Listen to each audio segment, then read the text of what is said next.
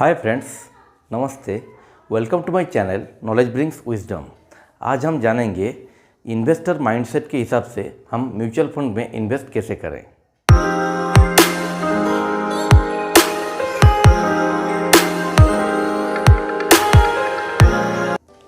Mutual fund में कैसे invest करना चाहिए उसके बारे में मैं एक वीडियो बनाया था और उसमें मैं प्रॉमिस किया था कि इन डिफरेंट मेंटेलिटी के इन्वेस्टर को कैसे म्यूचुअल फंड में इन्वेस्ट करना चाहिए उसके लिए मैं एक वीडियो बनाऊंगा। वो वीडियो मैं आज बनाने जा रहा हूँ। नॉर्मली इन्वेस्टर का माइंडसेट तीन टाइप का होता है। एक है कंजर्वेटिव इन्वेस्टर, जैसे ही नाम के हिसाब से वो कंजर्वेटिव होता है, वो अपना फंड्स को सेफ रखना चाहता है, उस ज़्यादा रिस्क नहीं लेना चाहता है और उससे जितना ग्रो हो सकता है उतना ग्रो होगा, लेकिन अपना फंड्स को वो सेफ रखना चाहता है। और सेकेंड टाइप का इन्वेस्टर है वो है मीडियम रिस्क टेकिंग इन्वेस्टर।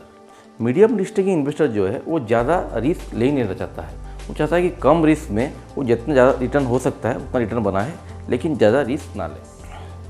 और थर्ड टाइप का इन्वेस्टर होता है वो है रिस्क टेकिंग इन्वेस्टर, जो कि ज़्यादा रिस्क लेने के लिए तैयार रहता है और अपना फंड को ग्रो करना चाहता है।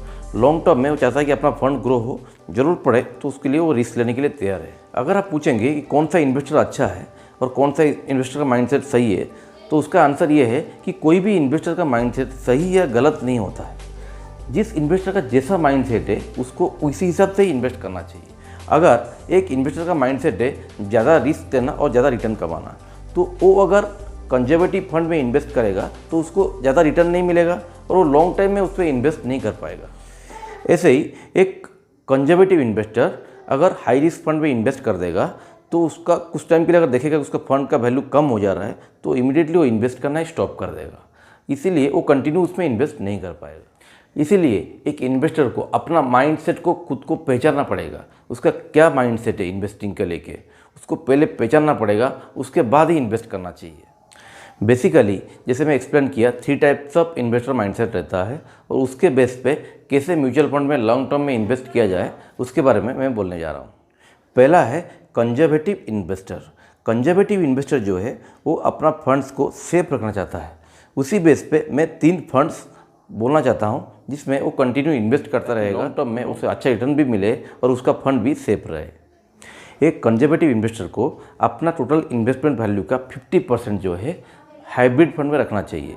हाइब्रिड फंड जो है वो कंपैरेटिवली एक सेफर फंड है। और बाकी जो 25% है इंडेक्स फंड में रखना चाहिए और बाकी जो नेक्स्ट 25% है वो कंपैरेटिवली रिस्क लेना चाहिए और मल्टी कैप फंड में इन्वेस्ट करना चाहिए। हाइब्रिड फंड जो है वो कंपैरेटिवली एक सेफर फंड है और सेम जो है इंडेक्स फंड जो है वो इंडेक्स को फॉलो करता है और इंडेक्स के बढ़ने के हिसाब से वो धीरे धीरे उसका वैल्यू बढ़ता रहता है। फंड जो है बाकी फंड्स के कंपैरिजन में लो रिस्क फंड है, उसमें उसको इन्वेस्ट करना चाहिए। और सेकेंड है मीडियम रिस्क टेकिंग इन्वेस्टर। एक मीडियम रिस्क टेकिंग इन्वेस्टर को अपना 50% जो इन्वेस्टमेंट वैल्यू है उसको इंडेक्स फंड में रखना चाहिए और बाकी जो 50% है उसका 25% मल्टी कैप में इन्वेस्ट करना चाहिए और बाकी 25% उसको मिड कैप में इन्वेस्ट करना चाहिए। उससे क्या होगा, अगर मिड कैप में वो इन्वेस्ट कर रहा है तो मीडियम रिस्क भी ले रहा है और इंडेक्स फंड और मल्टी कैप में फंड में इन्वेस्ट करके वो अपना फंड को सेफ भी रख रहा है। और थर्ड जो इन्वेस्टर मेंटेलिटी है वो है risk taking investor.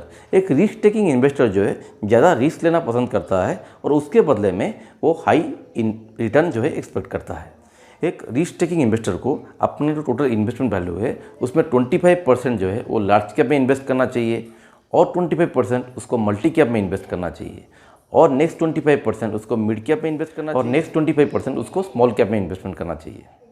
Small cap और मल्टी कैप फंड जो है कंपैरेटिवली रिस्की फंड है लार्ज कैप और इंडेक्स फंड के कंपैरिजन में, इसलिए एक रिस्क टेकिंग इन्वेस्टर जो है स्मॉल कैप मिड कैप में इन्वेस्ट ज़्यादा करता है और ज़्यादा रिटर्न का एक्सपेक्टेशन करता है। इसके लिए आप अपना मेंटेलिटी के हिसाब से, आपका इन्वेस्टिंग मेंटेलिटी के हिसाब से ही इन्वेस्ट कीजिए और लॉन्ग टाइम के लिए इन्वेस्ट कीजिए और आपको अच्छा रिटर्न जरूर मिलेगा। म्यूचुअल फंड में अपना पोर्टफोलियो बनाने से पहले आपको एक एक्सपर्ट का राय जरूर लेना चाहिए, जो कि आपका लॉन्ग टर्म फाइनेंस के लिए अच्छा रहता है।